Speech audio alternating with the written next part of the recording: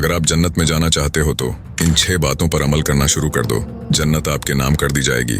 रसूलुल्लाह सल्लल्लाहु अलैहि वसल्लम ने फरमाया, तुम अपनी तरफ से इन 6 चीजों की जमानत दे दो, मैं तुम्हें जन्नत की जमानत देता हूँ। नंबर 1, जब तुम बात करो तो हमेशा सच बोलो। नंबर 2, और जब किसी से कोई वादा करो तो उसे पूरा करो। नंबर 3, जब तुम्हारे पास अमानत रखी जाए तो अमानत अदा करो। नंबर 4, अपनी शर्मगाहों की हिफाजत करो। नंबर 5, अपनी आंखों को नीचे रखो। नंबर 6, और अपने हाथ को जुल्मों सितम से रोके रखो। और इसके साथ साथ नमाज भी लाजिम है। तो मेरी तमाम मुसलमान भाइयों से गुजारिश है कि आज ही से ये सभी काम करना शुरू कर दो। अस्सलामु अलैकुम।